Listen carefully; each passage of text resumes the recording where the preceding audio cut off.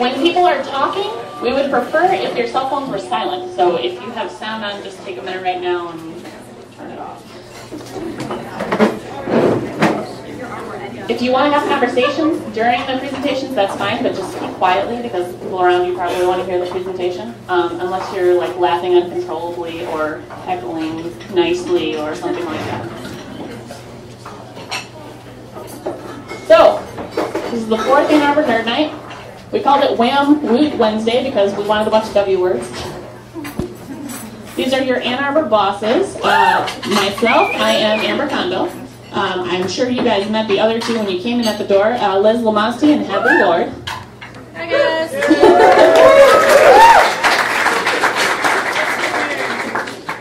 So how did Nerd Night come to be? This is Chris. He spent a lot of time drinking at his favorite bar in Boston. He is, however, a PhD in evolutionary biology. So he went off to study in Cameroon. Then he went to study this thing, the indigo bird. Super cute, right? It looks like a nice little thing. You can hold it in your hand and pet it. It's really mean. It turns out it actually takes over the nests of other birds and like kicks out the other eggs and forces the host nest to raise the egg of itself. Does that make sense? Yeah. I skipped ahead, sorry. So, he finished up his research and he came back to Boston, where he spent a lot of time telling a lot of people the story about this mean bird in Cameroon. And the bar that he always drank at previously and now, where he's constantly telling the story to every friend that comes in, kind of got sick of hearing the story. So the bartender was like, all right, I don't want to hear the story anymore. I'll listen to it one more time. I want you to gather up all of your friends, bring them all here, get a microphone, get a projector, confetti, whatever you got to do. Tell them all the story once, and then I never want to hear it again. So he gathered up his friends, he told them the story, and when it was over, he was like, you know what? This was actually really awesome. We could probably do this on a regular basis, but with other people's stories, not just me constantly talking about this bird. So he started Nerd Night, and he met this guy, who's Matt.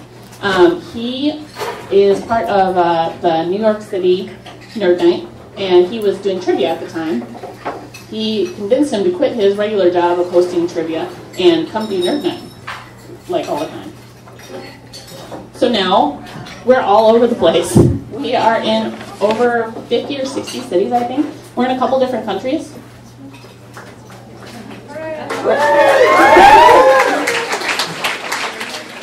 Basically, we're taking over the world.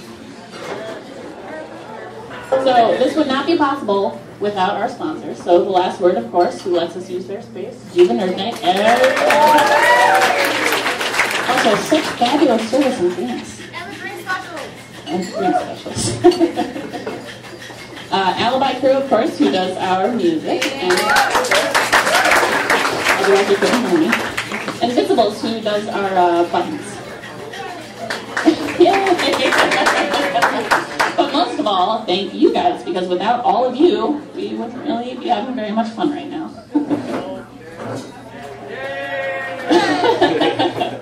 So tonight, we have Amy Wilson. I would do anything for love. Why good pop music is also good writing.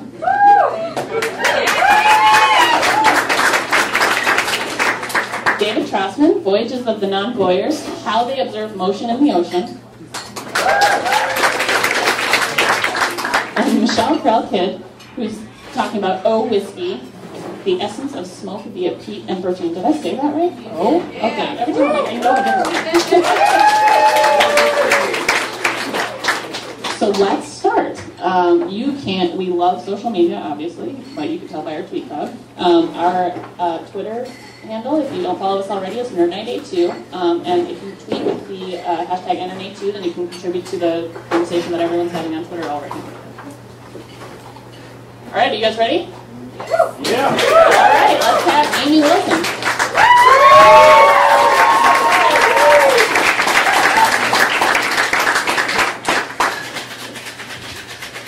Thank you, Emma. Just give me a second to get set up here. Everything's so high tech.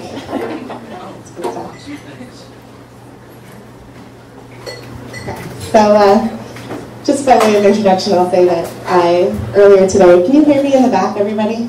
Can you raise your hand if you can hear me in the back? Okay, cool. I say raise your hand because earlier today I was actually at a middle school, so this audience is much more respectful and I'll venture to say a little better looking than the middle schoolers, although love them though I do. So I'll just start out my speech with this little quote here. Writing about music is like dancing about architecture. It's a really stupid thing to want to do. It's by Elvis Costello, and just put that up there to say, hey Elvis, this is what I'm doing, so there we go. This essay is called I Would Do Anything for Love, Why Good Pop Music is Good Writing, and in it I hope to offer an explanation of my understanding of the relationship between communication, art, and humanism. But before I really begin, I'd like to thank the organizers of Nite Ann Arbor, in particular Liz Lamost, who's been very supportive and kind to me, so I appreciate that. I'd also like to thank my fellow speakers. It's an honor to be sharing an evening with you. Definitely the space at the last word, and most of all, thank you all so much for coming.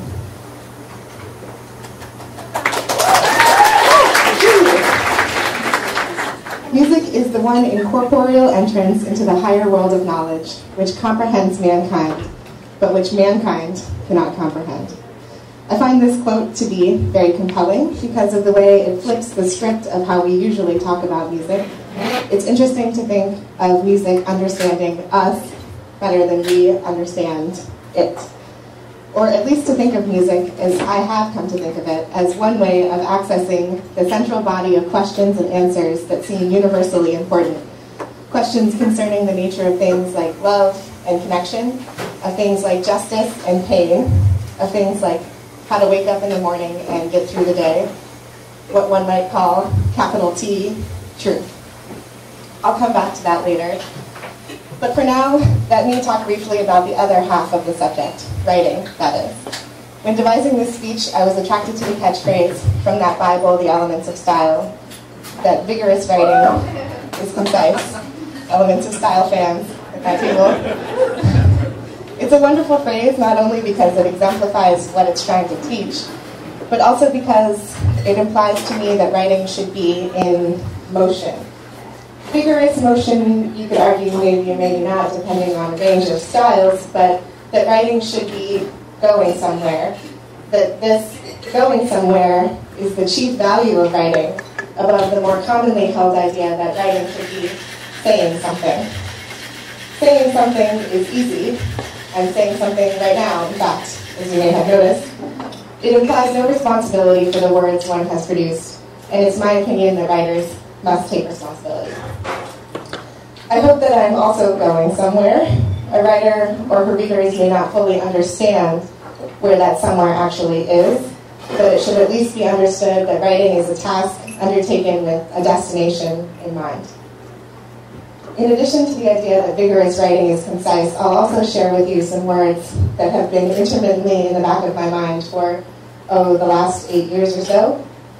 A writer who visited my high school English class once told us that the holy trinity of writing is meaning, sense, and clarity. I believe this was passed down to her from her own writing teacher, although I've never been able to find a conclusive source. Like all capital T, truthful things, these words have come back to me again and again with a different meaning each time as I have aged and continue to write. Here's my current understanding of the phrase. Meaning, as in that writing should have resonance with people who are not the writer or her mother. Sense, that writing should exist within a framework that is commonplace and understandable. And clarity, that the pyrotechnics of the writing itself should not interfere with any given reader's comprehension of the logic contained within. This is what I mean when I say good writing. If I had to put good writing in the body of a person, I would put it in the body of a kindly older person, a person with experience of life, a person willing to share this experience with you on a walk around his main country farmhouse or something of the like. That's kind of how I picture E.B. White in The Elements of Style. That's metaphorical, but I hope you understand what I mean. that good writing is friendly, not hostile to the reader, that good writing assumes good faith, and that good writing leaves you feeling refreshed and comforted. There are many reasons why I love pop music, but one of them is that I think pop music can be the best of good writing. Pop music is universal, not only because it can be heard everywhere you go, grocery stores being one of my personal favorite places to enjoy pop music, but also because its presence in our lives is assumed and unquestioned. Why wouldn't there be pop music in the grocery store, in the ad for cleaning supplies, in the apartment upstairs, in the movie trailer? In addition to its ubiquity, pop music is a common way for us to connect with others. An offering for us to connect with others in a way that is supposed to communicate something deeper or more subtle than we trust ourselves to say. There's dedicating a song to someone on the radio, at karaoke or open mic night. There's the seemingly undying art of the mixtape, which, as anyone who has lived past the age of 15 will know, can be perhaps the most emotionally complicated communication ever to be completely misunderstood by the receiving party. There's, did you hear that new single? There's humming or singing a song to somebody special or to yourself. Beyond connecting with others, there is that slipperier and often more important concept of connecting with and understanding ourselves.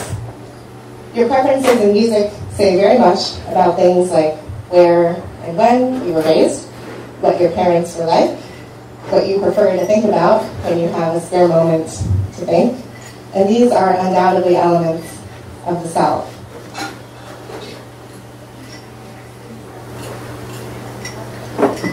I think this is why we so often turn to pop music in the wake of breakup or rejection. When broken down to our most basic parts, when confronted with the many tendrils of self-deception, as breakups will tend to do, pop music helps us reconstruct and understand our emotions by reflecting them back to us and making us dance to them, which I happen to think is maybe sort of kind of what capital L life is really all about.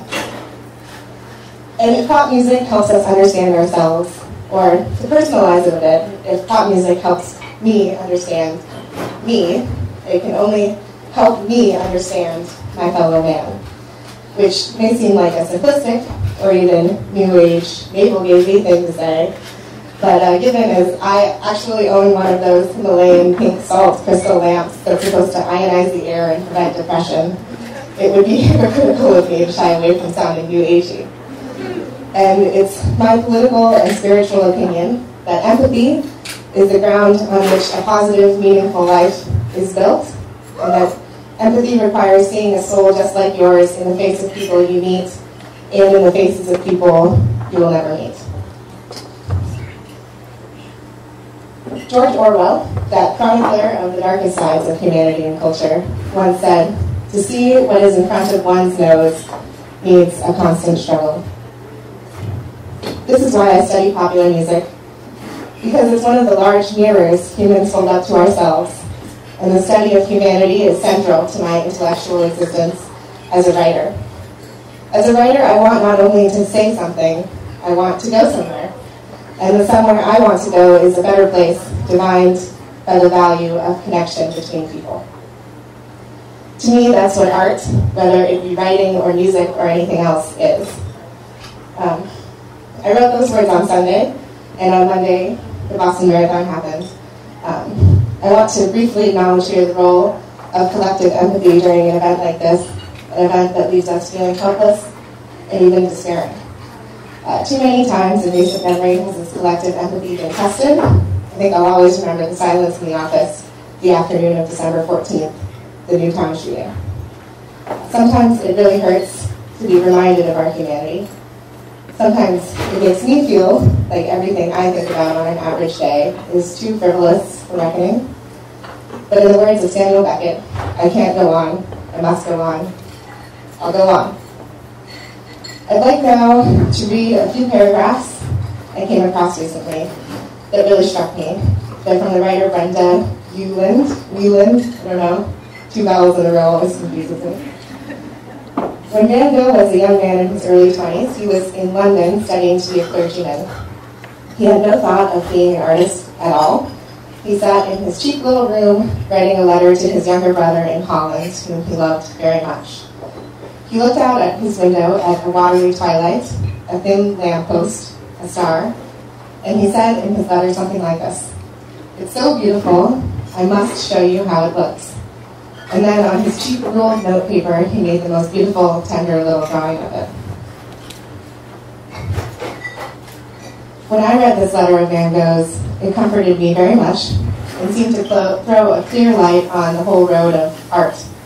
Before, I thought that to produce a work of painting or literature, you scowled and thought long and ponderously and weighed everything solemnly and learned everything that all artists had ever done aforetime and what their influences in schools were, and you were extremely careful about design and balance and getting interesting planes into your painting, and avoided with the most astringent severity showing the faintest academical tendency, and were strictly modern, and so on and so on.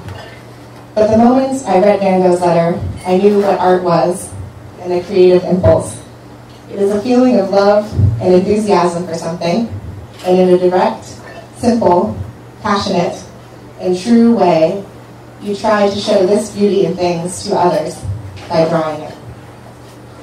The difference between Van Gogh and you and me is that while we may look at the sky and think it's beautiful, we don't go so far as to show someone else how it looks. One reason may be that we do not care enough about the sky or for other people, but most often I think it's because we have been discouraged into thinking what we feel about the sky is not important. And Van Gogh's little drawing on the cheap note paper was a work of art because he loved the sky and the frail lamppost against it so seriously that he made the drawing with the most exquisite conscientiousness and care. That's from her book, If You Want to Write, subtitled A Book About Art, Independence, and Spirit. It's a wonderful little text. It's frank and brisk and sassy, and she leads with her central point. The title of chapter 1 is Everybody is Talented, Original, and has something important to say. What she means by this, as she goes on to explain, is that writing is a means of connecting with people because each individual writer elucidates her personality through her work, which can happen in any number of ways. Even writers who don't write about themselves show themselves. In my work with a local nonprofit organization, I see the way children write, and mostly it's constrained and fearful. Although they're capable of some of the most delicious flights of fantasy I've ever experienced, they're anxious that they will put a comma in the wrong place or misspell rhinoceros, which is completely understandable to me. Writing is connection, and this is its great power, but exposing yourself leaves you feeling vulnerable, whether you are 8, 18, or 85. This is why writing is its own risk and its own reward. Our work with children writers centers around getting them past these fears and seeing that writing can not only be fun, but addictive. I personally hope for each of the young writers I see, not that they will become famous published authors, but that they will become adults who are comfortable expressing themselves. I used a word back there that I really love, which is the word elucidate.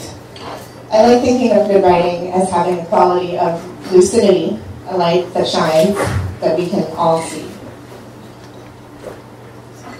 In all of this, though, I don't want to forget one of the other important things about pop music, which is that it's enjoyable, so yeah. And this is what it's meant to be. Although I spend a lot of my time thinking and writing about pop music, I like to think that I'm under no illusions about it. At its soul, pop music is supposed to be silly and beautiful. This is another quality of good writing that is central to my personal understanding of it. It should be beautiful. And the way it obtains beauty is through the strength of its connection to that capital T, truth, like if you will, a stained glass window. I own that Himalayan pink salt crystal lamp, as I mentioned. On the package, it said that it would prevent depression and cure my allergies and my anxieties, and all the rest of the various things by some magical quality of ionizing the air because it's salt and it's pink and it comes from the Himalayas. On the day I bought it, I didn't need to understand it. Since then, I've been asked, so does it work to prevent depression? And the answer that came to my mind was, well, it's really pretty. So, in a way, I guess, yes. Thank you very much. That's the end of part 1 of my speech.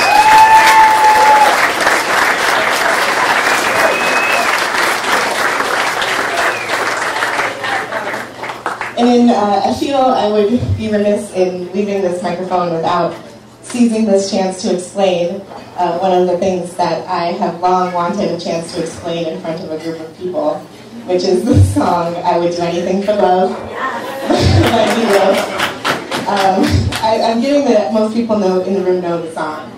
My mom did not know the song, which teaches me that I shouldn't use my mom as a barometer for what's culturally relevant, I guess. But the song the refrain is, "I would do anything for love, but I won't do that." What is that? What is that? That is what we're about to learn. One of the grand secrets of the pop music world. What is that? The answer is, can somebody shout out their guess? Any other guesses? Oral sex. Oral sex. That's pretty bleak. Any other guesses? Okay. Okay. So the writer of the song is named, I think he's named Jim Steinman. I have it on a slide later. But he says, this is what he says about the song, which is one of the most muddled songs I've ever known. It is sort of a little puzzle, and I guess it goes by, but they're all great things, and the message of the song is, I won't stop doing beautiful things, and I won't do bad things. I'm very proud of that song because it's very much out of the world of Excalibur. To me, it's like Sir Lancelot or something, very noble and chivalrous, which, I love pop music, but sometimes you have to recognize when things are not as significant as you think they are. So, as I said, the refrain is, I would do anything for love, but I won't do that. And the answer to the puzzle is that it's a case of what a grammarian would call unclear antecedents. So he says what he won't do, and then he says, but I won't do that.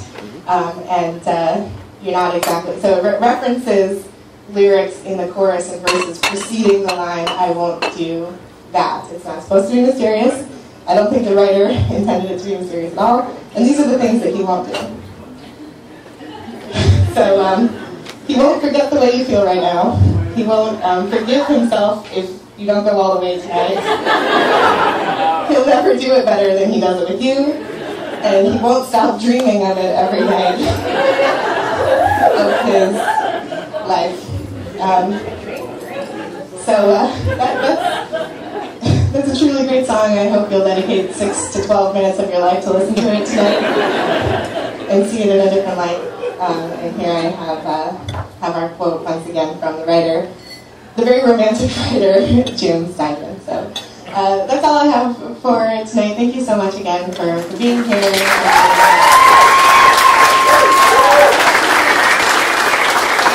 Questions? Yes, that part of it. Oh, great. Oh, sir, I have a question. Yeah, Liz. NSYNC or BSB? Backstreet Boys. I'm actually sad about that. Pretty expensive. Criteria. Well, I think Backstreet Boys works better as a boy band. They're better collectively. Each of their personalities kind of contributes to the whole, and they're each a one, so the Nick is the cute one, and Brian's the clean-cut one, and Kevin's the one who reigns my heart forever eternally. Whereas NSYNC is much more of a vehicle for Justin Timberlake. So, I think Backstreet Boys overall is a better band. Great question, thank you. So, more questions. Would Anne Frank have been a believer? The question was, it's edgy. The question was, would Anne Frank have been a believer?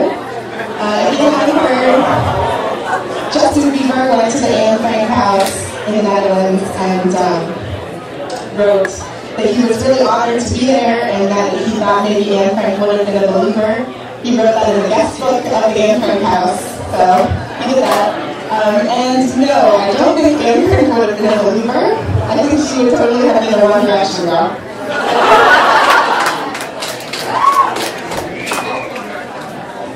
More questions?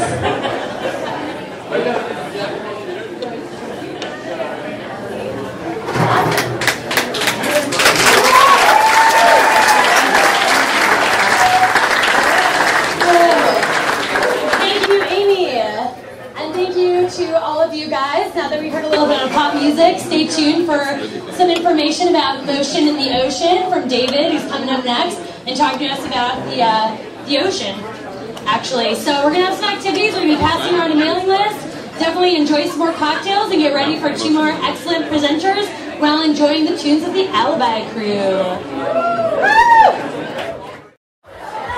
Hey, Nerd Night! Hey, nerds!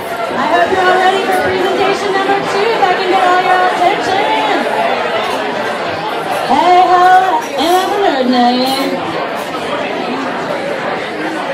I hope we're all enjoying your delicious cocktails. Round of applause for the bartenders. Thank you, bartenders and wait staff. You did a great job tonight. All right, our next presenter is David Trossman, who blames his PhD and BA in math on the fact that he has had too many M&Ms in the room as a child. And although he requested that somebody wear a gorilla costume tonight, we didn't find a gorilla costume in time. But maybe y'all can make some like gorilla noises or something to make David feel at home before he gets up here and presents to you. So without further ado, here's David.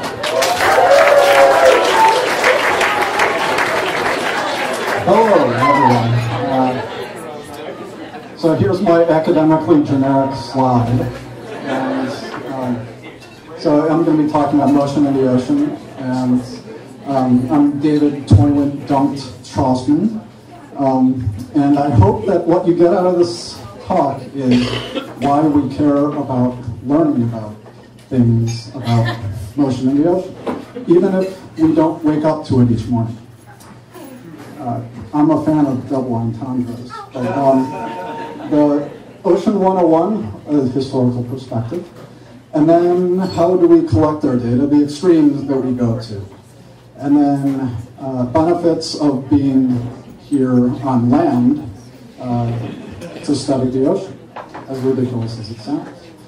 So a historical perspective first. So there were the Chinese, Egyptians 6,000 years ago building ships going out to sea. Then there were gods like Yam, Gong, but shown here are Poseidon and Neptune. The gods so powerful they need to hold up a towel with one of their hands. So 70% of the earth is covered by water. They didn't know that at the time, but so they vastly underestimated the power of these gods. So then millennia later, people like Benjamin Franklin probably got a lot of credit that was due to other people as well. Went out and measured things like the Gulf Stream. Not there. It goes up here off the east coast of North America, and then there was speculation that there were creatures in the abyss, in the sea. And then the Challenger expedition that the British put on in the 1870s was the first one to go out and look at what the physical properties of the ocean were. And so they went along this track. So they went down here and around the world. And they took samples literally in buckets. And then...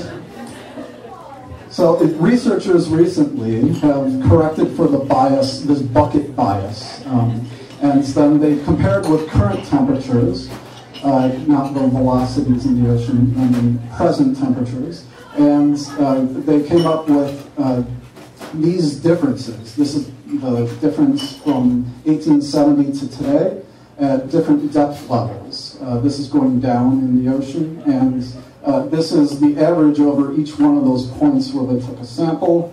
And you can see that closer to the surface, it's been warming more than down here. And as I'll explain later, this is pretty significant. But what I will not be talking about are things like, well, these. But a future talk might be about the psychology of coming up with conspiracy theories here, or so forced utopias under totalitarian regimes that went under here, Atlantis, and then how to cook a boat-sized piece of calamari here, and how to fit in with a testosterone-fueled bunch of men when you're not male in the first place here. Two female pirates that deserve more credit than they have because their lives depend upon this. And then there are things like how some people will blow up whales on beaches when they get beached, and that isn't a good policy, people have figured out. And then there are things like the Ukrainians supposedly teaching their dolphins to wield knives, and then the ones with opposable thumbs were the ones who survived. That's not true. So now I'll tell you about why the oceans are important. So this is the slide that you academics, if you want to follow up in the literature, you can jot these things down. About half our oxygen supply come from these microscopic creatures in the ocean, and the stratification has been increasing recently due to temperatures increasing closer to the surface, as I showed on a previous slide, and that has resulted in less oxygen actually getting out of the surface. So our oxygen supply is decreasing due to global warming. And then, so nearly 1/3 of our carbon dioxide emissions is taken up by the ocean.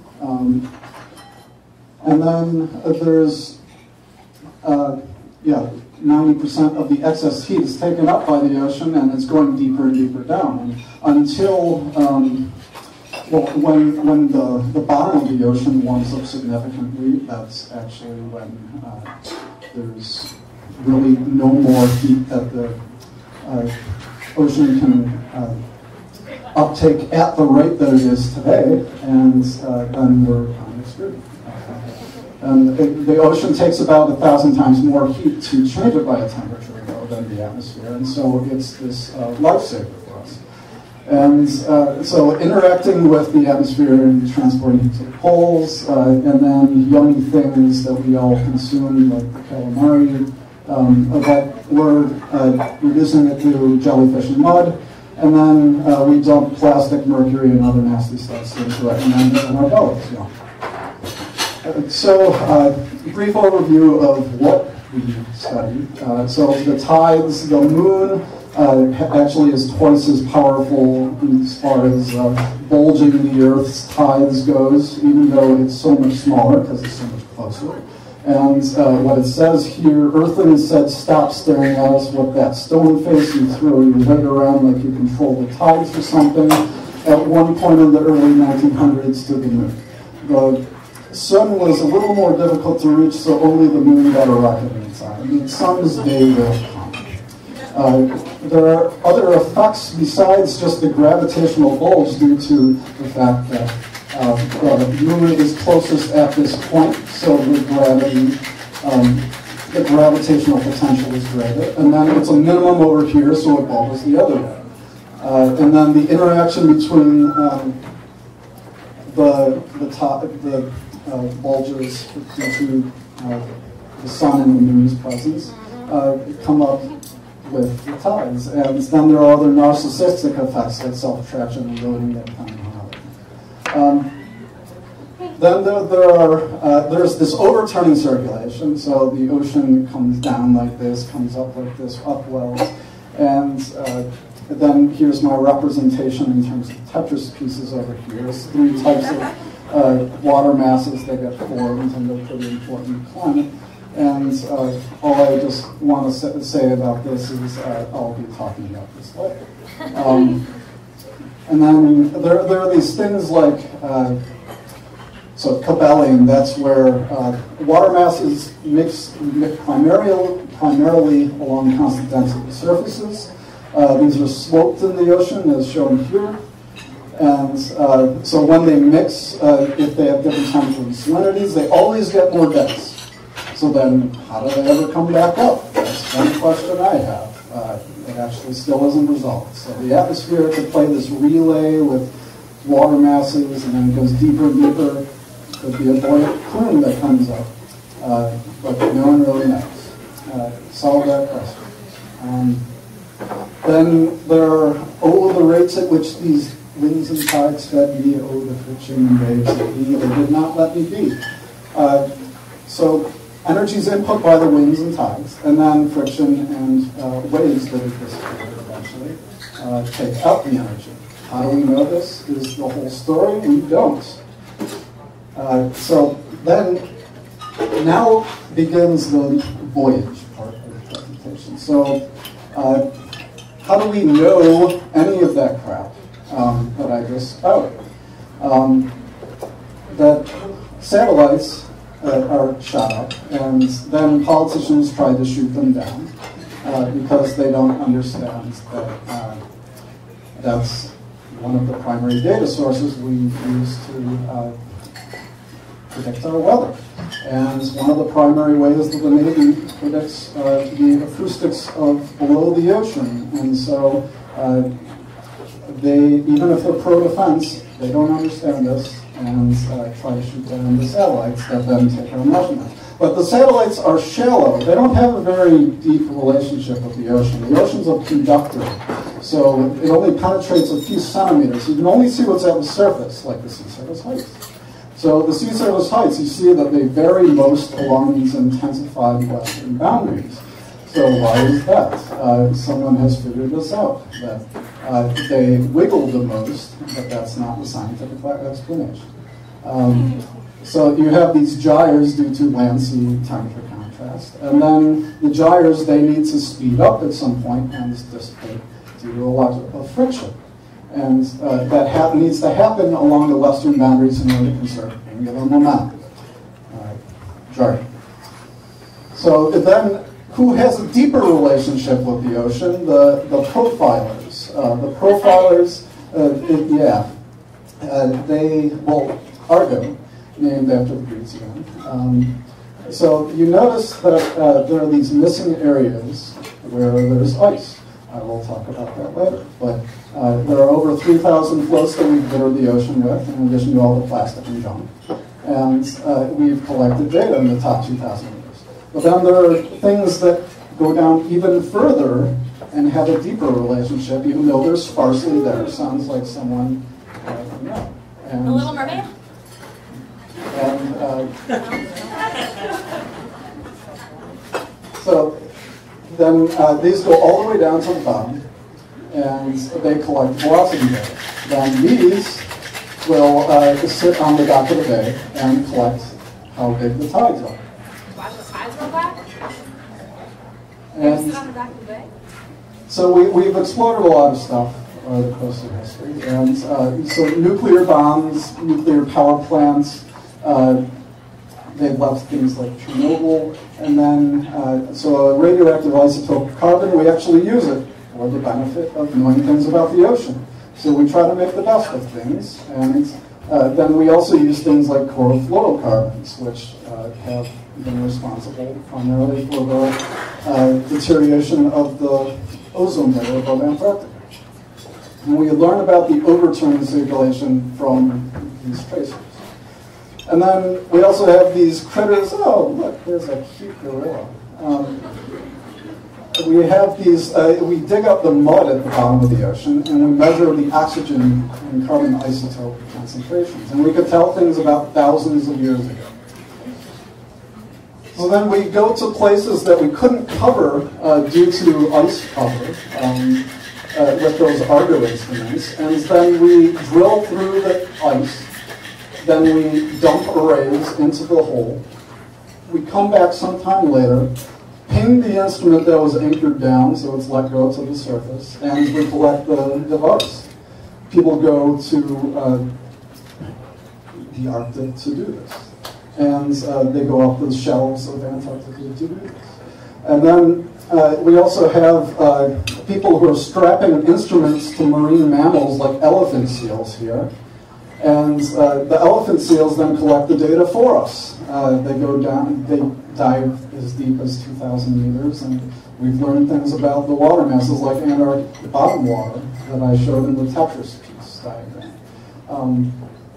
And then people will fly above hurricanes and they'll dump profilers through the eye of the hurricane, and in order to collect data as it's passing over. So satellites can't see through the hurricane or the clouds, so they can only see what's in the tracks. But by dumping profilers to the bottom, like it's sucking up the heat with a straw in this block print, we can find out things about what the hurricanes do as they're going over.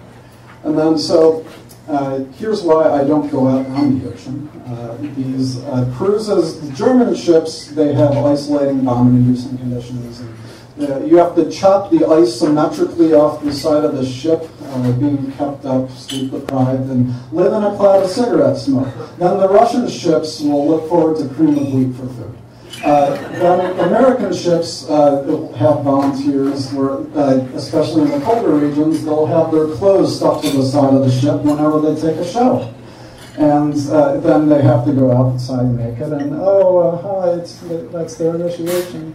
And then the French or British cruises are probably best, if you don't mind waking up for 4 hours and sleeping for 4 hours. So why I study the modeled ocean, you don't have to get wet. They give a complete picture, even though, as opposed to the observations, which you saw were sparse and aliased. But they'll always get the wrong answer. So there's always work to be done. Then model data is prettier. And so you can test hypotheses without doing geoengineering, like what if Berlusconi had the button over the world to shape the landscape any way he wanted? Or you can do dastardly deeds like, well, what if every country in the world ate candy bars at the rate of Americans and then dumped all their wrappers into the ocean? You can model that. I caught one of my colleagues the other day trying to integrate apes into our group. It says ape right there. And that's a bit more ethical than other research I've heard having to do with apes. But we try not to discriminate. Even though most of us have studied math and physics, and we're inclusive of apes as well, I guess. And then the big irony is that these supercomputers I run my models on are powered by coal to save the climate, or the planet, or someone. And that's the dirtiest energy source. And so I noticed in a children's book that I had when I was young, that it said we must learn how to preserve the ocean so that we can reap it of its resources. Doesn't make a whole lot of sense. But thanks.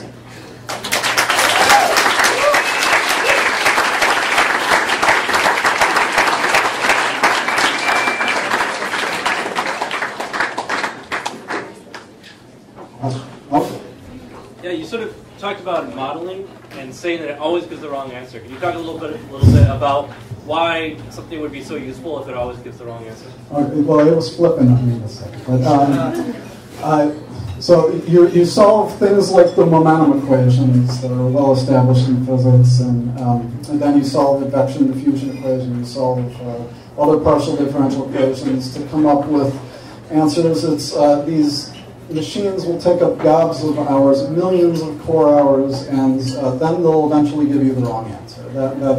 That's what most people see models as. But you can perform those experiments, and actually, so if I go back to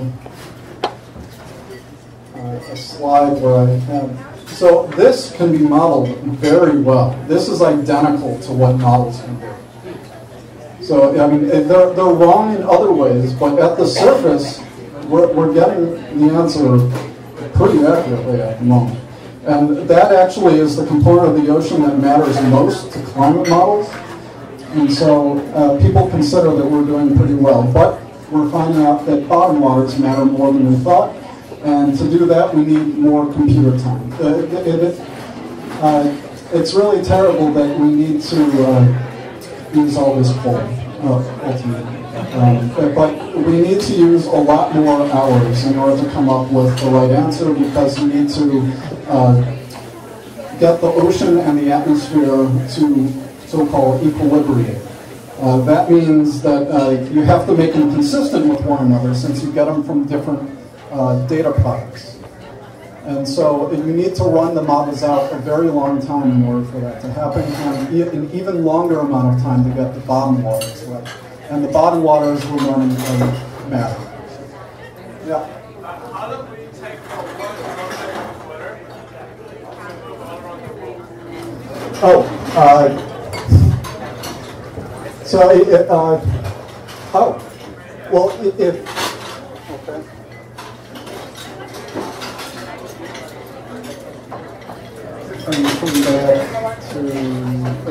I'll just start here.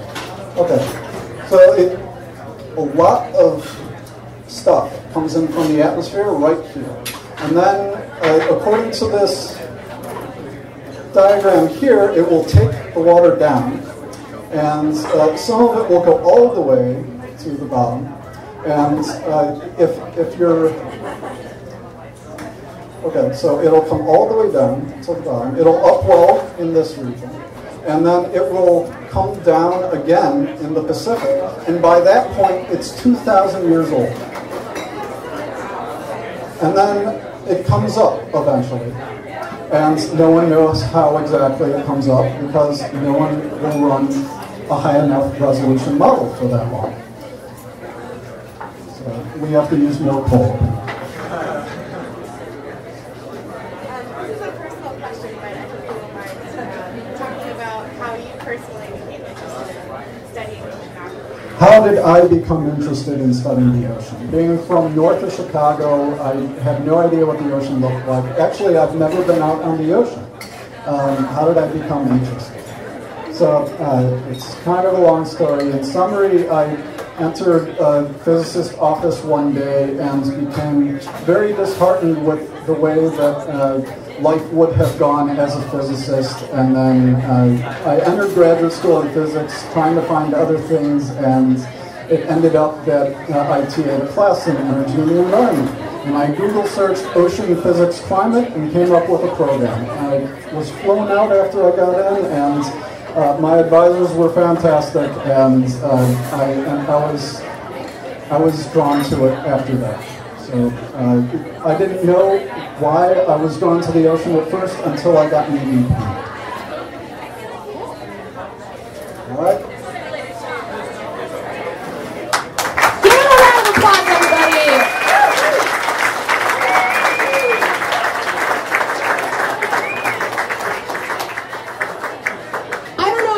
But I'm feeling a little seasick, and to deal with that, I'm going to order a whiskey, and I hope that you do too. So take 15 minutes, get a drink, and we'll be back for another presentation. Go for it.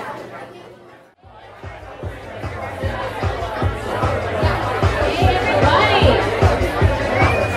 Are you ready for the third and final presentation of Nite Ann Arbor? Let's all give it up for Michelle from Kydd about Eau Whiskey.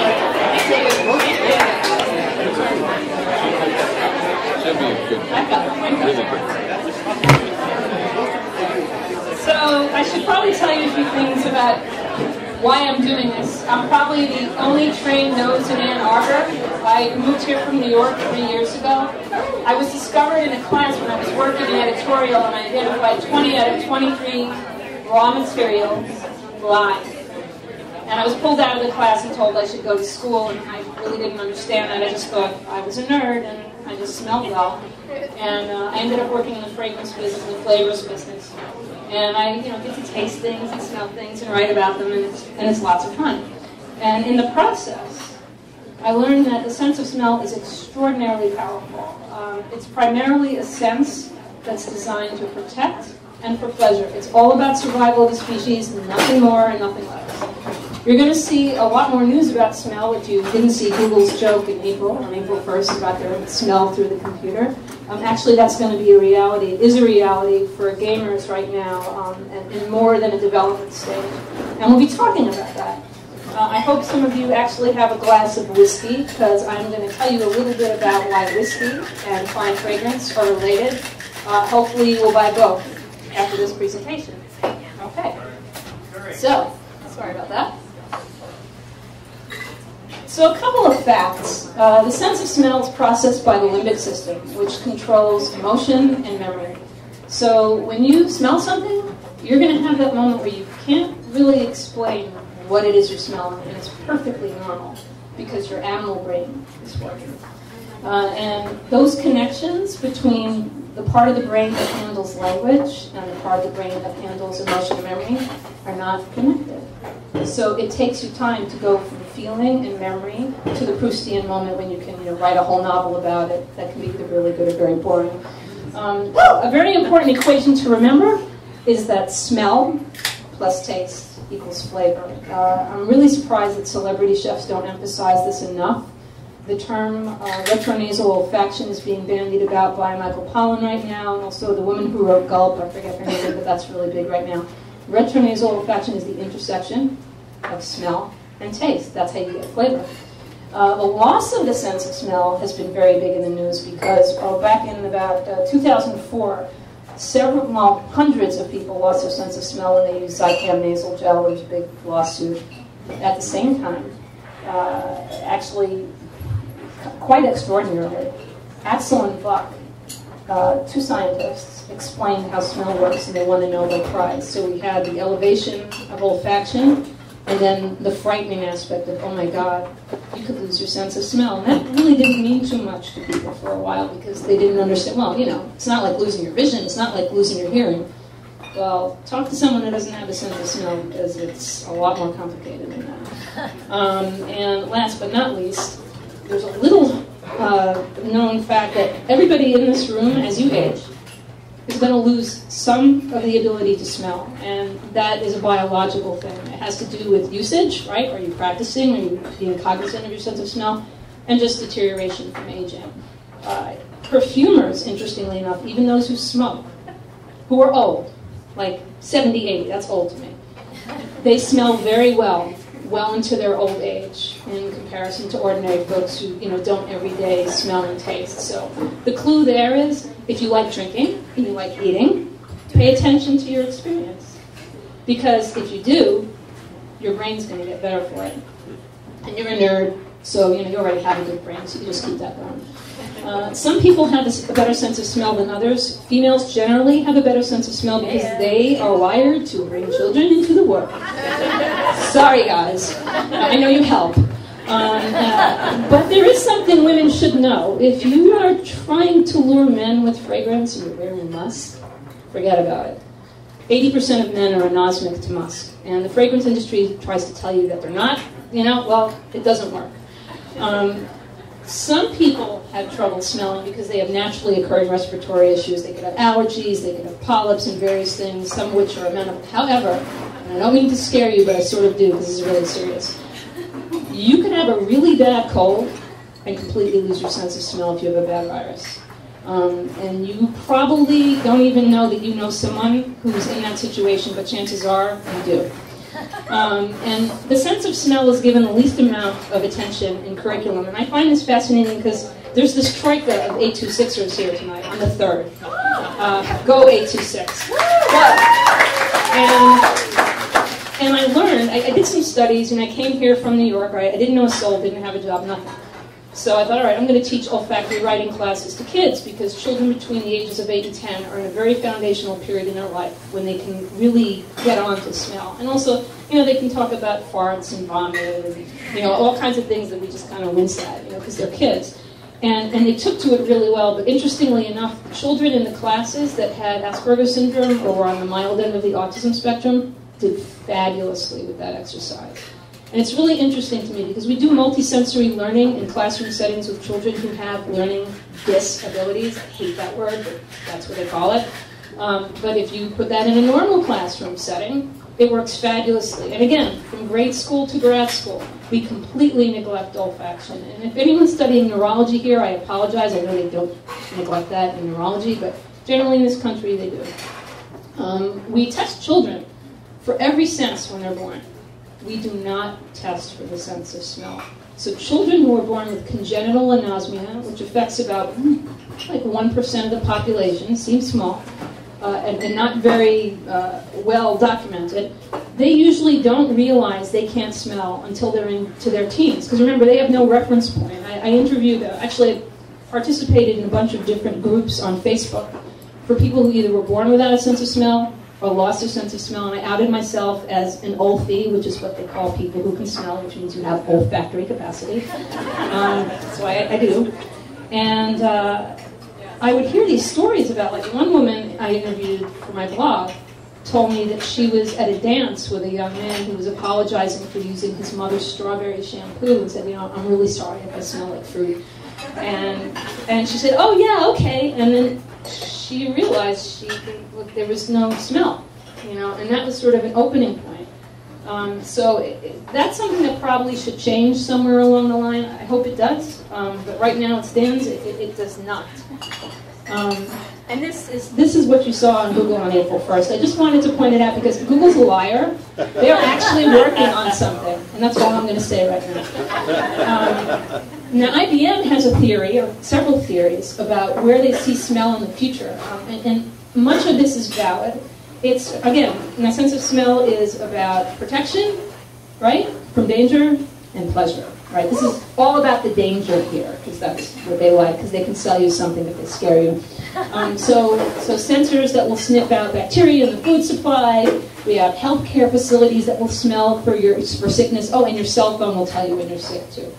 By the way, very early on in science, before x-rays and various other things, doctors diagnosed illness by the smell of a patient's feces, urine, and breath, and the smell of things that were coming off their skin, and did it very well to a lot of accuracy. So, you know, it works. I know that's gross, I'm sorry. Have a drink. Have some whiskey. This is very serious. Anyone here who can make things, all right? I work in the engineering school, but I am not an engineering student, and I can't make anything except art and words and other things. If you can make things, there's actually a need for a device in the culture right now that combines a smoke detector, right? A CO2, or rather a carbon monoxide detector, and a natural gas detector. Right now, you have to have two separate devices, and the reason why the need exists, all right, first of all, fracking, right, because there's going to be a lot more gas, and other reasons. And the population, the baby boomer population is huge, so the aging population is bigger, so you have the smell loss happening, right? So these people, as they get older, and people who have anosmia, need these devices, or a single device, rather, right? So if you know how to do something like this, just get with it, make it, patent it, get rich. Just do it. Nerd alert. Okay, so we started off a little earlier talking about how smell is something you can't explain, right? So I thought, I want to give you something that you can take with you, you know, after you leave here, that will kind of wake you up a little bit. When I taught the children in 826 Michigan, I had to come up with something to help evoke words in a way that made them feel safe, right? Because, you know, regular school is all about being right and wrong, which sucks. And real learning is about making mistakes, learning from mistakes, and then building things. You know, penicillin was a mistake. Chanel No. 5 was a mistake. Okay, so let's hear it for mistakes. Mistakes. So since I've had training with French perfumers who speak like this, you know, there was a lot of writing, a lot of talking, you know, but no real method. Except for one. Another nerd alert for you. And if someone can help me build this, I will be so excited. I'll put it on my blog. There is a chart called the Jean-Carl chart that was developed by Jean-Carl from Givaudan, who's now dead, who made Taboo and various other women's fragrances that kind of rocked the world at the time he made them. And it's a training chart. So imagine a periodic table of elements, and then imagine rows, okay? Let's say 7 rows. So you have families of fragrances of like and families of contrast. So when you smell train, you go in like columns first, so you know the difference between a lime, an orange, a grapefruit, etc. And then you go lime, you go civet, which smells like babies' poopy diapers. You have to smell that in training, or osmanthus from China, and then until you get all of it. And the chart is not publicly available unless you either, I wrote an article and I had the chart in it, so you can pay $12 and get the chart, or you can try and find books that are out of print that are nearly impossible to get. What I wish for, really, really wish for, is an electronic version of this chart, which has the names of all the ingredients that you could click on that would tell you what they all are. And then when Google or whoever gets their digital senses together, you'd have something rocking. But that would be great because that's really not public, and it should be, and you should be able to train yourself. So back to smell mapping. Someone here might be able to make that, man. I know there are nerds in here that can do that. Yeah. So these smell maps were devised to help evoke vocabulary. So the first thing you should know is, and this is really true, there is no wrong answer when you smell something. Like, it's not wrong, because smell is about autobiographical memory, and there's only one of you, so, you're the only person that can do this. And if you have a visual impression and you write words down, you start to put your brain in a mode that goes into pattern recognition, which is, storytelling, narrative, all that other stuff. But this is more about your narrative and your life. So now, you have this blotter here, and I'm going to teach you something that you have to pay lots of money to learn somewhere else, but you're going to get it for free because you're a nerd. So, take this, look for the red end on the end of the blotter. You have your blotter, okay? You're going to bend it about an inch and a half, so it looks something like this, right?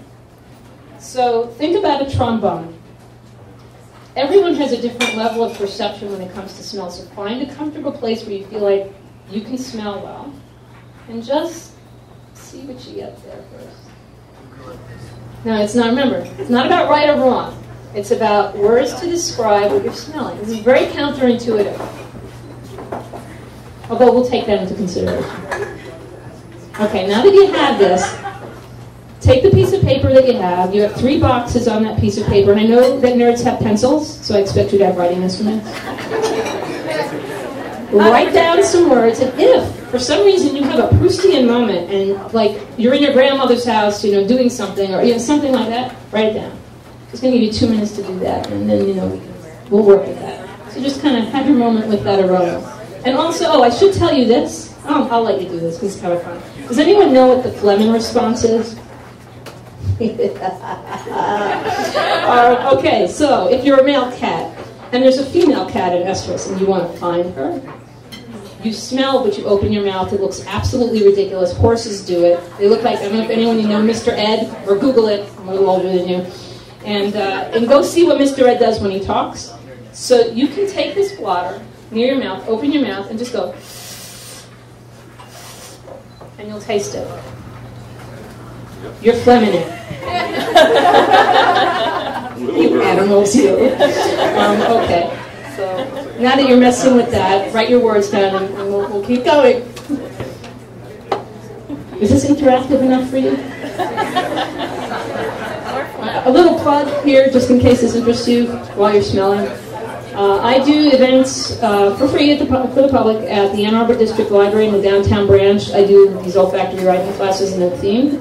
I'm doing one on June 8th, which is a Saturday between 1 and 4. Parking is a bitch, but if you get there, it's Saturday and you don't have to work or go to school, so you can come and visit. We can get into this a little more than just one fragrance. We usually do about 10 in the class, and plus I bake things with food-grade essential oils that will blow your mind, so you should come. I will be there. Party time!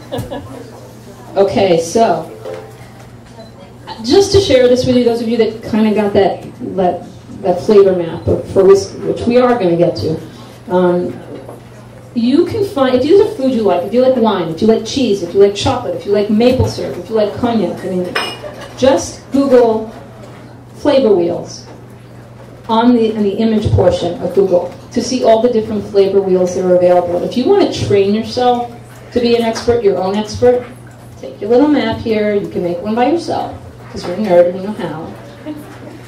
Pick your wheel. Go get some cheese from Zingerman's or somewhere and just start tasting and look for the vocabulary and learn the vocabulary. It's not necessarily all the right vocabulary for you, but it will resonate and bring out more words. And anyone can do this. And any chef that gets on stage and makes you feel like he or she is the expert and you know nothing is not worth listening to. Because you can do this yourself. Just saying, nerd up. I sort of was asked once, you know, you seem to be obsessed with smell, you know, why smell? And so I came up with this, and it's smell is a personal olfactory narrative derived from autobiographical memory. Short version of this, you know everything, and if you think you don't know everything, you're a putz. Because you do. Okay? Know your nose, you're your own expert. I can't say this enough, really, and pay attention to this, it's very important because if you have grandparents, and as your parents age, one of the first signs of dementia, MS, various other neurodegenerative diseases that involve plaques, is the loss of the sense of smell. And the way it evidences itself is not in the obvious way, because doctors don't pay attention to smell. So when they see that your grandmother is getting really skinny, they think, oh, she's being consumed by cancer. We're going to give her a whole bunch of tests. Well, if she can't smell, she can't get flavor, which means she gets sweet, sour, bitter, umami, and trigeminal sensations, which we will talk about, which are dynamite. They're related to why you like hot food, etc., things like that. So if they test for smell and they find out if there's a disorder there, then they can test for the other things associated with smell loss that could be going on. It's really something you have to take seriously. God forbid any of you ever fall off a bike or have a traumatic head injury. That will sever all your olfactory nerves, and you will never smell again. They don't grow back. So wear a bike helmet. And I don't care what the laws are in Michigan, and you ride a motorcycle, put a freaking helmet on. Protect your head. All right, nerds. So what are some words to describe what you smelled? Just Vanilla. Okay, but descriptive words. You're right. Soft. Warm. Sweetly Very warm. vanilla pudding. Ooh. Nostalgic.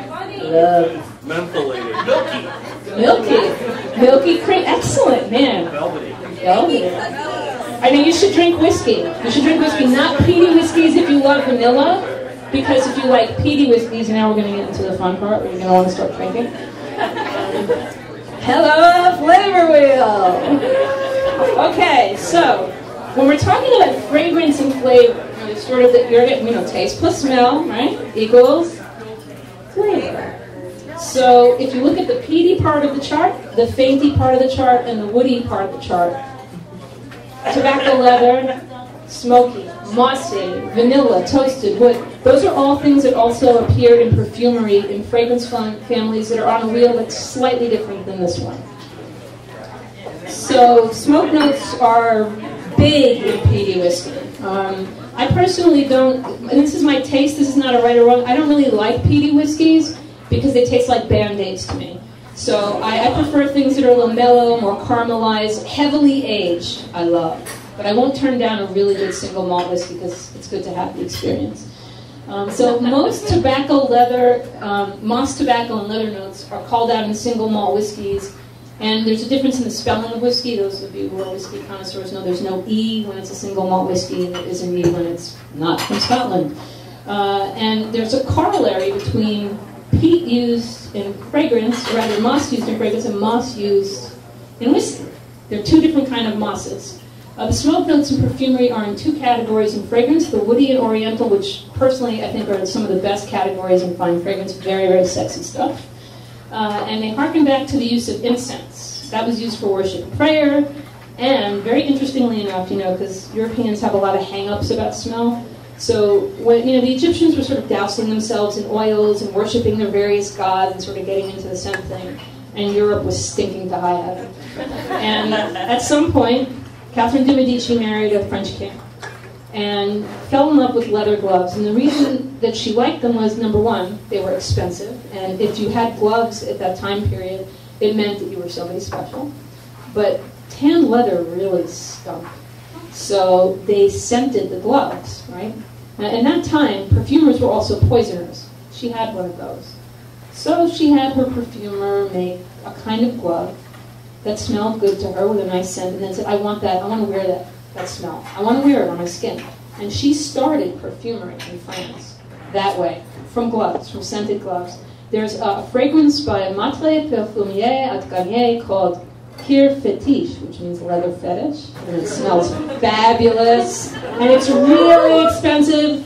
So go make that smoke alarm thingy I told you about before and go get some.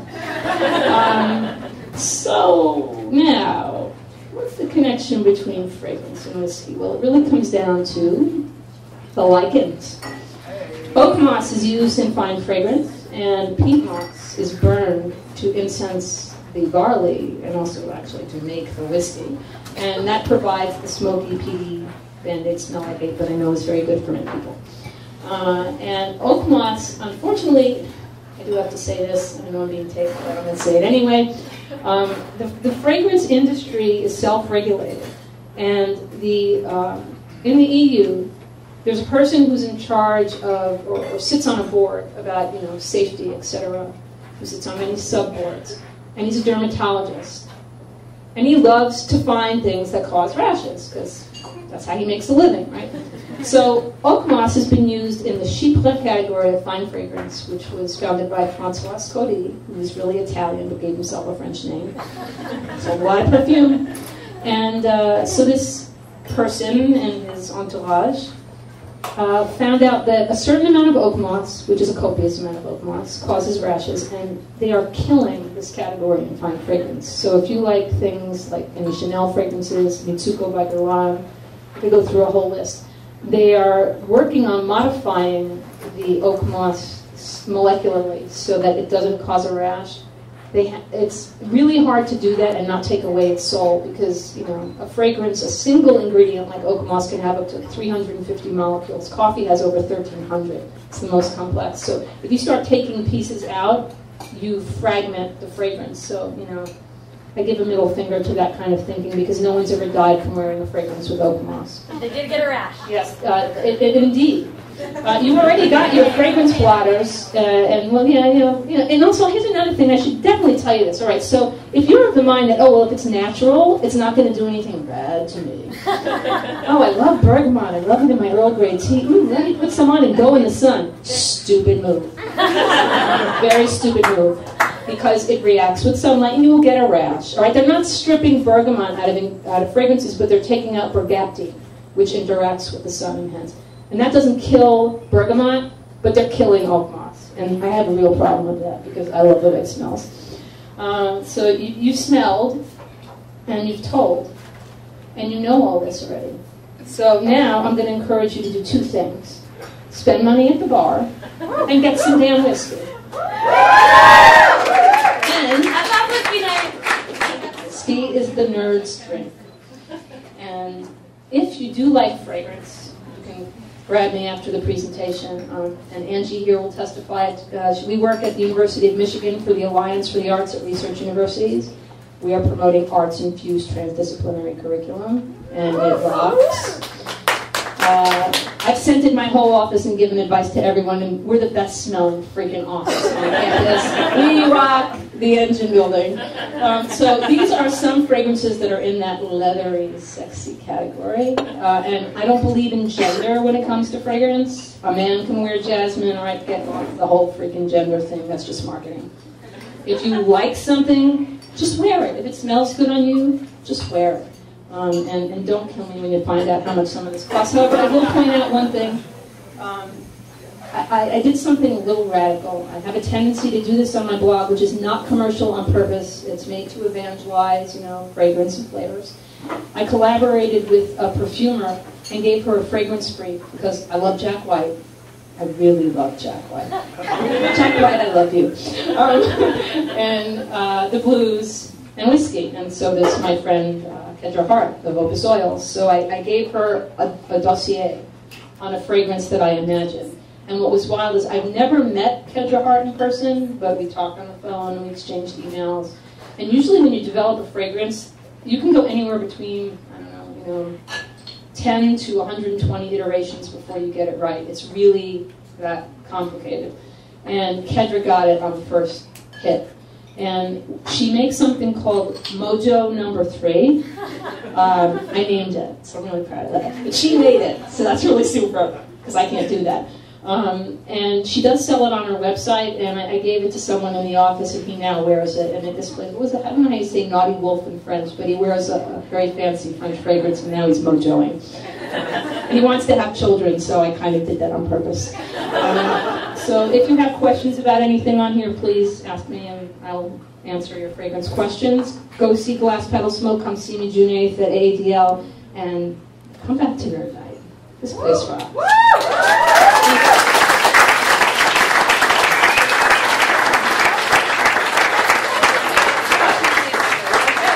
there any questions? No? Oh, yes. So, I don't know if you can answer this or not, but Sure. how do you explain like why people are really sensitive, like that get ill with smells Okay. and other people don't? There are actually studies about this, because some of this, all right, so his question was, why do some people have very strong reactions to scent that might make them feel sick, etc.? All right, I'm going to say some things here that are really true, because I no longer work for the industry. So I will say these things. The type of chemistry that's used in cheap fragrances like celebrity fragrances, they're not all bad, but a majority of them really stink, literally, are large molecules with a lot of tenacity. And if people have a variety of smelling capacities, not everyone knows how much fragrance to wear. And always put on less. That's a really good golden rule, because you can always add later and do stink, but really stinks for everybody else. But the answer to your question is there's allergies. So some people can have allergies, like you have a plant allergy, but they're starting to find that there are psychological components of neuroses that are attached to people who are hypersensitive. And I don't want to discount if anyone here has something like that or knows someone like that, but they're not sure is the answer. I know that's a little ambiguous, but when people really go crazy with this stuff, I'm not a doctor, but I would think, well, what's their profile? Do they have any other illness? Certain things can affect your sense of smell if you take medication. Also, it can alter your taste, your sense of taste. So there could be a battery of things going on inside someone who's reacting that way. So I hope that answered your question. Oh, yes? I noticed you said a few times about sort of a cultural relationship to smell. Yes. In Europe and certainly today. I'm wondering if you could speak a little bit more about what you think are the underpinnings of that. Oh, yeah. Why do people have a Oh, yeah. We're still puritanical, I think, and we're thinking like I can't walk down the aisle at Kroger where the detergents are. And the thing is, remember, I'm really keyed into smell. So I'm a hyper smeller, I think. But I like it, right? But the molecular structure of all the odorants that they put in I won't name them by name. Actually, one person's responsible for this, so I wish I could name, but I won't because I'm being taped. What they use is they're big, heavy molecules. Now, and they also are using a technology which is microencapsulation, and what that does is, like, if you rub your T-shirt or whatever, it makes the odorant come out more. And I swear, I've walked down the streets of Ann Arbor pretty much everywhere, and I can identify detergents by people who walk by me. It's really weird. Like, I'd much rather be at a table at a restaurant telling me what's in your food than smelling that crap. So, some of them are really nice, but it's just, I think, your natural aroma and all these things we were keyed into when we were like Neanderthals, they're important because they interact with everything else. Like, your cotton should smell like cotton, right? And you should have a choice in how all that stuff adds up together, So, cultural, puritanical. Smell is a verb and smell is a noun, right? So when something smells, the cultural indication is that it stinks. So I remember when I was a little kid, there was this woman, she was from Germany, and she was a friend of the family's, and she was very strict, kind of, school marmy type, not sexy. And she was making Earl Grey tea, and I went into her kitchen, and I said, oh, that's a really cool smell. And I was 8, and she stood up straight, she put her glasses up, and she said, we don't say smell, we say aroma. And I was really frightened. So I think that's cultural, right? And then I think in places where they have a history of using fragrance, like in the Middle East, oh my gosh, if you ever take a plane and go to Dubai, they incense the plane, which is fabulous. One of the rarest, and I think beautiful, though stanky by itself materials, that comes from the Arab world that we rarely see here because it's brought up by a lot of the sultanates is agarwood or oud. And you'll see this note mentioned a lot in perfumery. It's been trending for the last 3 or 4 years. And it's very interesting to me because, right, so we have terrorism, right, that happened, and all this other stuff. And now we're really digging stuff from the Middle East. And to me, there's a subtext to that message, which is we want to make peace with something. And also the representation of the culture, of Arab culture, of their contributions to medicine, of their contributions to architecture. You know, for God's sakes, they invented the still. You know, you wouldn't be drinking whiskey if they didn't do that. And a Muslim will not imbibe, but, you know, you have fragrance and stuff to drink because of that culture. So a lot of it is cultural. But yeah, we're Puritans. That's just plain and simple. We still are. Okay, dude here. I just moved into a new apartment, and it's got this funny smell to it. Describe it to me. No, I'm serious. Describe it to me. Okay, so I want to know what science, but not industry, would tell me I should do about it. Okay. They did just paint it, and it's sort of a pungent. It smells a little bit like paint drying, but it's been over a month. Wow. It smells a bit like paint, but also like a pungent, meaty.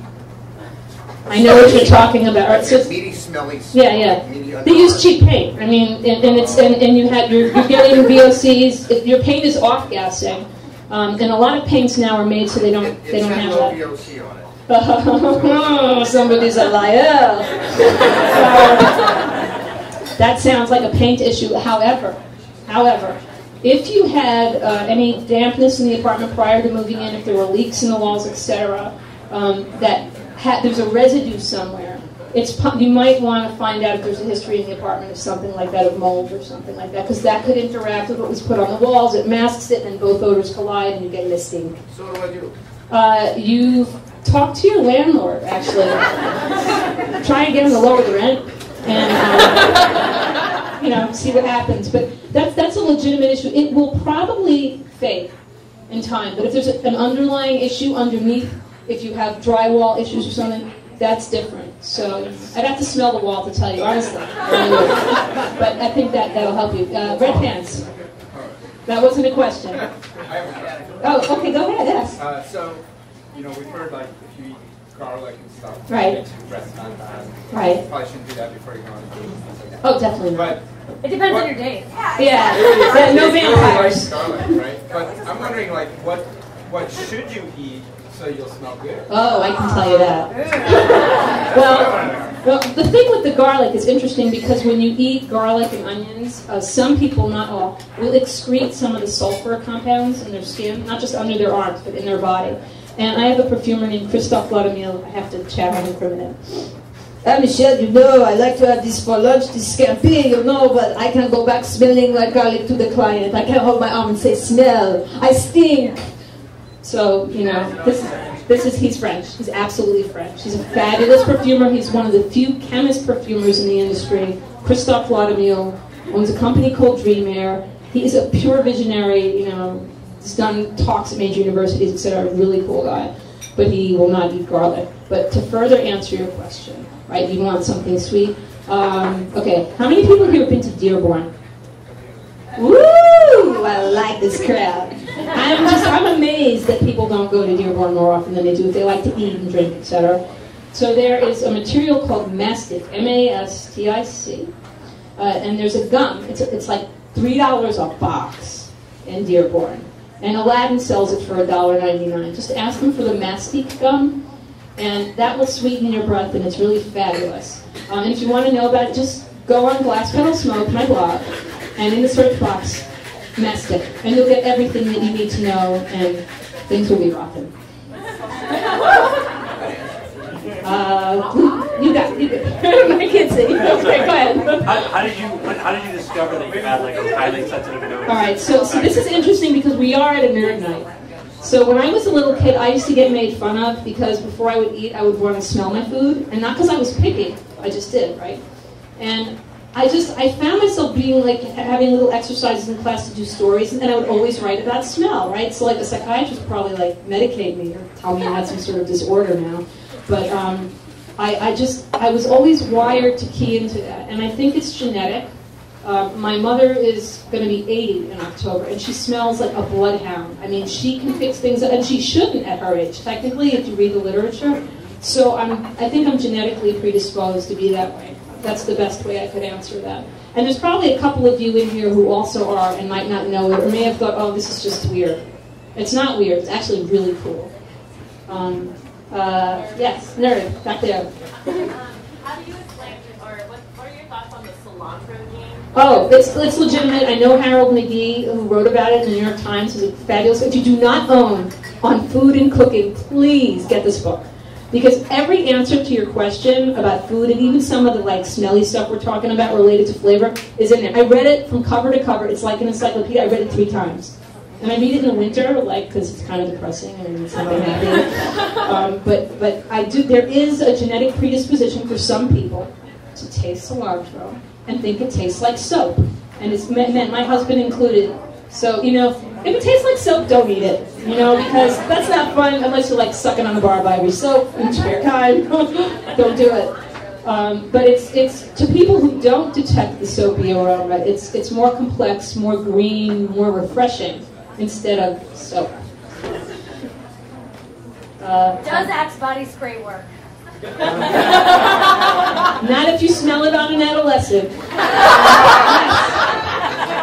I've always been really into smells that are considered unpleasant. Like, I really like a lot of people who eat the VO. That's okay. My favorite perfume, it's Chris Broge's Winter 1972. Awesome. That smells like snow and specifically wet wool. You would make a great perfumer. You know why? Here's the thing. Like, remember when we were smelling and I was saying there's no wrong answer, etc.? There tends to be, when we smell something and evaluating it, if it's unpleasant, the instinct is to want to just run away. Because that's the danger impulse in the brain saying, no good, no good, no good, could hurt me. And the thing is, if you can get past that, it's like sort of being a little willing to try a dish maybe that you never had, or a cuisine you never had. Now you're liking those things. And it'd be really interesting to see, there's a male pheromone called androstenone. It's found in bormate, which is used to make sows excited about getting artificially inseminated. And by folks in trailer parks, guys who think it's going to get girls. Because apparently, all you men in here, you excrete this stuff. And some of us women, not all, because this is fading in our genetic profile, women are less and less able to smell this, which blows me away. I wonder if it's actually connected to like lower birth rates and stuff. So the fact that you're keyed into that is actually fabulous. And it gives you a fuller spectrum of enjoyment. It's like, I love the smell of skunk spray. I love it. Love it, the fresher the better. But and there's some other people I know who feel that way too, but I don't dislike skunk, all right? So call me weird. Gasoline. I love gasoline. Oh, man. Let's cut that out of the tape. I have no matches. Yes? So smells are about sex. Yeah, wait. There's a sex question here, people. This is important. Listen. So if smells all about sex and survival, why does it become so subjective? Because you would think that everyone would feel the same way about things that help you reproduce, right? That help you live. Well, so his question was, why is smell subjective in relationship to what we consider sexy and attractive? And the thing is, we live in a culture that likes to tell us, first of all, that we should be having sex every minute of the day. Duh. Yes. And also is trying to sell us things to make us sexy across channels and brands and types of things. So we lose our subjectivity in the process of being overly marketed to. Like if you take a really nice walk in the woods, especially this time of year, like in a week or two when everything just starts blasting, blooming everywhere. If you're not having allergies, it's absolutely fabulous and it makes you want to have sex. Because everything is reproducing around you, and you're keying into that. But then when you have like the daily grind, and you're, studying for your exams, and you're in a building that has no windows, then, you're not going to think that way. So it's what you're surrounded by, and then it's what the culture's feeding to you that does that. Oh, nerd, there. Yeah, I have a really nerdy. Wait, we got a very nerdy question here, folks. At Nerd Night? At Nerd Night. No way. Exponential nerd? I don't have a degree, I don't have an education, I just try to pretend. Okay. What did they put as a scent in electronic devices? Because I remember when I was like 16 or just 14, I bought a calculator. Yeah. And it smelled like great. And I love to just like smell it all the Yeah. time. Yeah, I did. All right, so nerds who like to huff calculators. How many do we have in here? It was a crappy calculator. It was HP 4090. Oh, you know the number. That's what happened. It still smells the same way after like many years now. Wow. So it reminds me, Kydd reminded me of the day I bought it and I took it out of the box, and I remember it was like the best day of my life because now it could be good enough. Well, you know, there's a rumor that iPhone, like I think the last iteration of iPhone in Japan, people were reporting that it had an apple aroma. Now, I don't know if that was psychological, but it is possible, you know, when in the manufacture of plastics and electronics, to have different kinds of smells. So I don't think it was delivered on Apple's part. I don't know. I don't know if it was delivered on their part. It'd be brilliant if it was. It's brilliant marketing. Here's a little smell fact for you. In the medieval period, people would take lavender oil, put it on a fabric, and when they were studying, students smell it while they were reading their text, and then when they took their tests and exams, would bring that with them to help them remember. So in a way, your calculator is that kind of a tool. Smell will do that, by the way. If you're studying really hard for a test, get peppermint, lemon, or lavender, and they work fairly well. Especially peppermint because it's a trigeminal nerve stimulant. Yes? You're allowed. Oh, sorry. Another gross smell kind of question. Yeah, oh, gross smells. Kind of along the lines of the cilantro question. I've heard that like the asparagus and the pea smell is not necessarily that some people, for a while, I've heard that it's either that certain people process it in a way that they can smell it in their pee. Yes. But I've also heard that it's not that certain people process it in their pee, it's that all asparagus pea smells, only some people can smell it. I think the later is true, and that really, it vacillates in the news. It goes back and forth a little bit. I'm prone to think, because I really think there's underestimation of olfaction and underutilization of olfaction in the culture. So I lean on the later as an opinion, but I'm not a scientist, I'm just a citizen scientist. Turns out. Okay. Any other questions? You can ask me a perfume question too if you want to. I'll answer it. Okay, well. What's the worst thing you've ever smelled? Oh, there's more. Oh my, worst thing I've ever smelled? Yeah. Oh, shit. And not that. And not, I have to tell you something really culinary about shit. Okay? So you know jasmine flower? How great jasmine smells? Jasmine has an aspect to it that's indolic. Indole is a molecule that smells barney and like poop. And actually, the next time you take a, you'll smell it. But here's the but. Go. Here's the but. Go to what's the Crazy Wisdom store that's in town. Go smell some jasmine oil first. Like prime your nose and just concentrate. Like smell map it. You know, and then decide if you smell that when you poop. And you might smell it. So grossest smell is not poop, actually. I'd have to say, I can't remember the name of it, but it's an Italian cheese that has living worms in it. Pasta something I'm gonna call it. Yeah, it's disgusting. You get really sick if you eat it, and some people think it's a It's not like fugu. At least fugu fish kills you, and you die if you eat the sushi. You don't die when you eat this cheese, you suffer. What's the point? Yes. So my husband is a paramedic, and we had a sick dog, and she had a situation, we'll say. And so after that, everything smelled like that. It's horrible. What's the deal? And he said, the more you think that, the more it's true. He's right. Yes, you do reinforce your olfactory opinions, good and bad. Which is why it's really important to try and get into that evaluation space when you're smelling or tasting something. Instead of trying to get it right, ask, what is this? And the thing is, if something's dangerous to you, don't smell it, don't eat it. That's pretty basic. But if it's something that seems foreign, try and get into the underpinning of that, because I think it'll make you a more well-rounded person. Yes? You mentioned a sense of taste that explains why we like hot things. I'm just wondering what that was, and is it hot, warm, or hot spicy? Okay. So the trigeminal nerve, which is part of the taste structure, lets you feel temperature, texture of food, And sort of, the addiction you get to cayenne or to hot pepper, like you need more and more and more. There's a brain reaction that produces endorphins and dopamine and various other lovely chemical substances that we make ourselves. And we can get that from that. So hot is trigeminal nerve. And people who lose their sense of smell just go ape shit for Tabasco sauce and like anything hot, because they need something to stimulate them to want to eat. Also, umami is very big with people who can't smell and who have, umami is, how do you explain that? Because that's the other taste that no one really understands. It's brothy, meaty. It tends to make the mouth water. If you want to try something totally cool, go to Buy the Pound in Ann Arbor and buy sumac berry powder. It's not poison. When it's tomato season, get a tomato and sprinkle some of this on. Sumac berry has a tartness to it, and it interacts with tomato, and it creates this umami bomb. And the way I can explain this is you will eat that tomato, and it will be like the damn best tomato you ever ate in your entire life.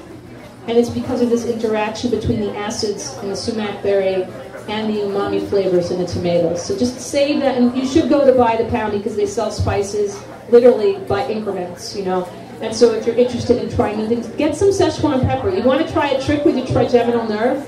You're going to love this one. Szechuan pepper, whole. Put it in your mouth, put it on the tip of your tongue, and just bite down on it slowly. In about 2 minutes, you'll start to feel a fizzy sensation, and you're going to kind of freak out a little, but then it's really cool and it tastes great. Szechuan pepper. Just remember that. Okay, questions? Oh my God. Yes? There's this weird commercial where it's supposed to be like people sitting around a garbage bin and they're like, oh, it tastes like Hawaiian. Right. Can you really cover some smell with another smell? And you can, and your question is very good, and it goes back to this over-sanitization thing, because it's interesting, right? So if your place smells, clean the shit up. Just clean it up. Don't cover it up with other smells and say, oh my God, oh, it's donuts. No, it's your baby's diapers. Throw it out. So yes, and this is part of this over-sanitizing, over-smelling, and this does make people sensitive. I mean, I personally, I'll tell you a great story. I had a next-door neighbor, and he had a cat and a wife, and all of a sudden one day his apartment just reeked of this scent, and he didn't know where it was coming from, and they had a new next-door neighbor. So they knocked on the door and they said, listen, we know this is going to sound weird, but we're coughing and sneezing and gagging in here. What, you burning something in here? What's going on?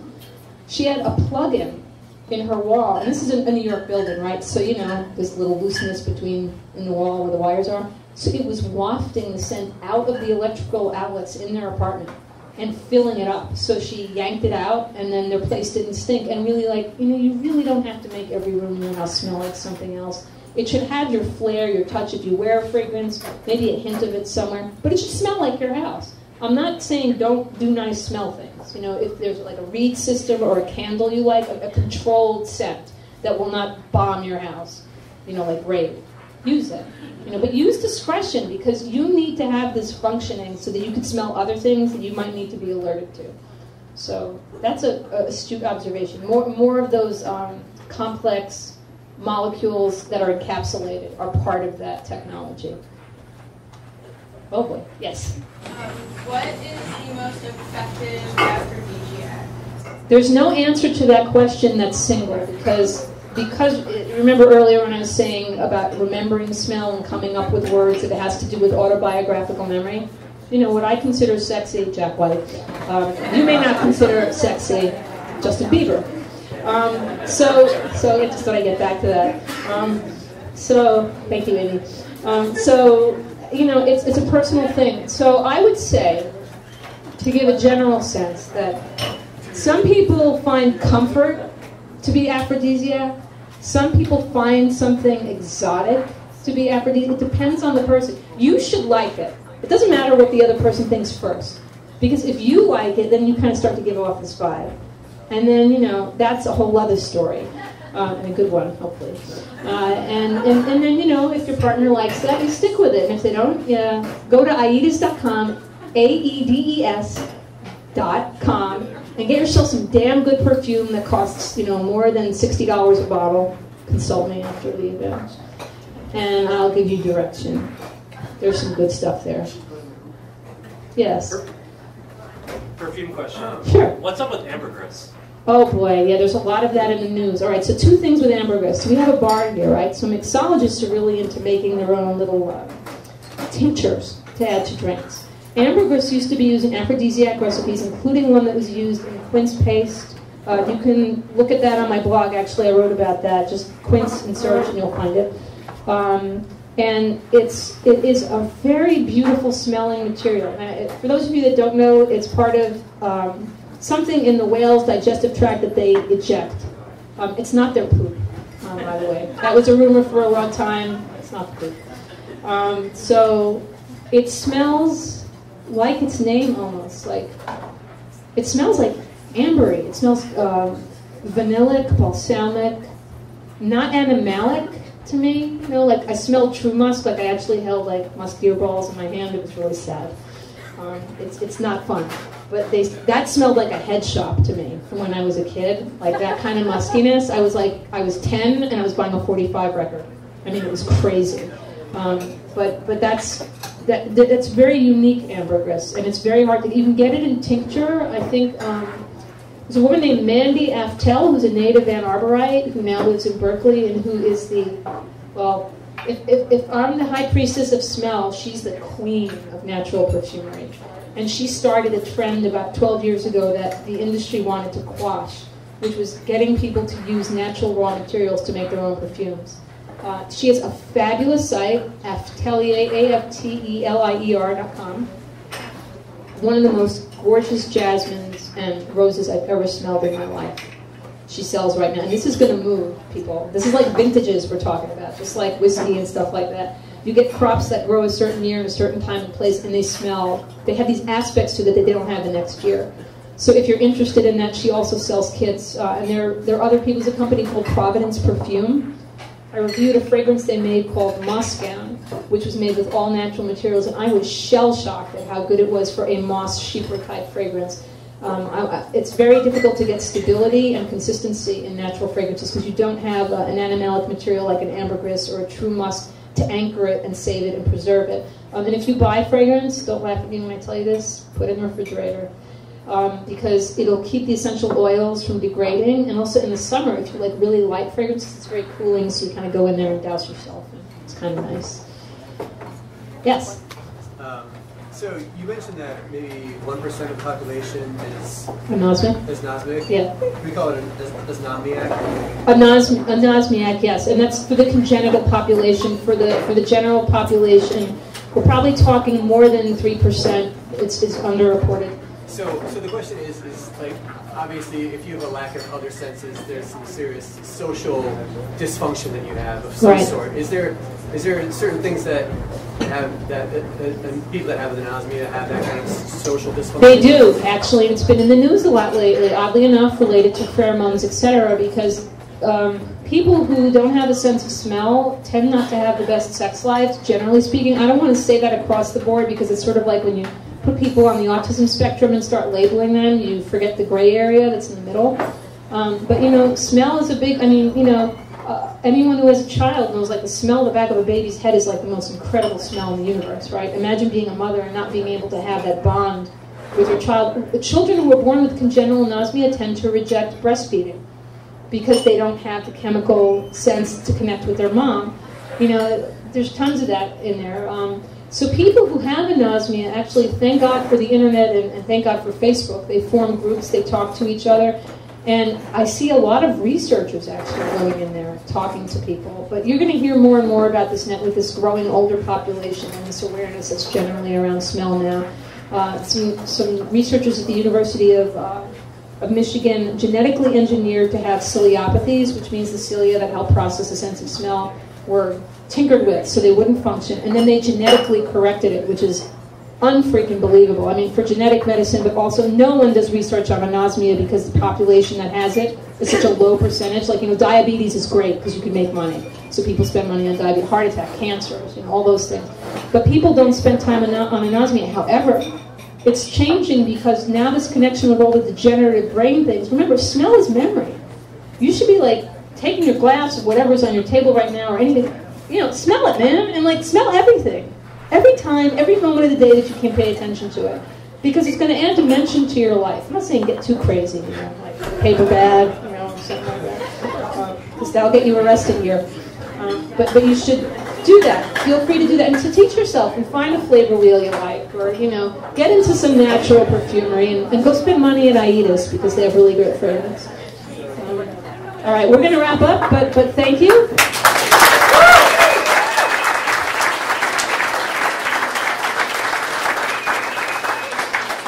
Please give Michelle, Amy, and David another huge round of applause.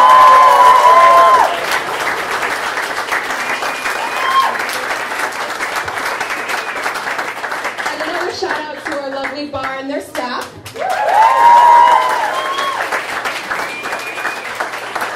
I don't know about you, but I think I'm going to stay a little later and grab a whiskey.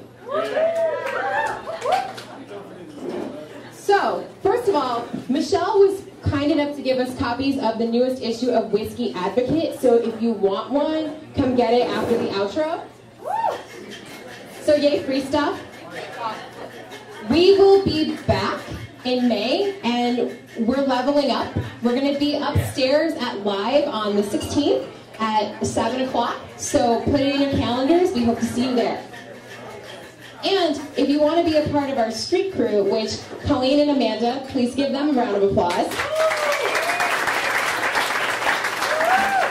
If any of you saw flyers all over Ann Arbor, it was thanks to their efforts. So you get drink tickets and fun times and all that good stuff. So if you want to join the party, let us know. And so I know nothing about apps, but Amber back there is a programmer. So she is making, for Nerd Nights across the world, but we get to take credit, our Nerd Night mobile app. So give her a round of applause for that. It's in the works, but the idea is that ultimately you'll be able to find Nerd Nights in whichever cities have them, where they are, what's going on, so that you can stay plugged in your phone, because God knows that we need to be more plugged in than we already are. And also, Ann Arbor is not the only Nerd Night in Michigan. Are any of you interested in going to Detroit? We debuted last month, and we are leveling up there. We will be at Tangent Gallery. We've got 3 awesome talks. Oh no, shut down, whatever. But I can ad-lib it. Anyway, the point is that we'll be back next Thursday in Detroit. We've got to talk about birth and midwifery. We've got to talk about Dr. Seuss and business and social media. I have no idea how that's connected, but we'll find out next week. And as far as the third talk is concerned, the only people who are going to know that are the bosses and the folks who actually trek out to Detroit, so you're going to have to come and see. And then, for those of you who are interested in meeting nerds from all over the world, our first Global Fest is in August. It's going to be at the Brooklyn Lyceum for $100. So 25 nerd talks from all over the world, greatest hits. Yeah, free beer from Brooklyn Brewery. So that's awesome. Drunk Science, we're going to have Radiolab and other celebrities there. It's going to be one hell of a time. And we want Michigan to have totes awesome representation. So if you have ideas and things that we can do to sort of up our ante when we get there, let us know. But with that being said, nerds, class dismissed. Thank you so much for coming, and we'll see you in May.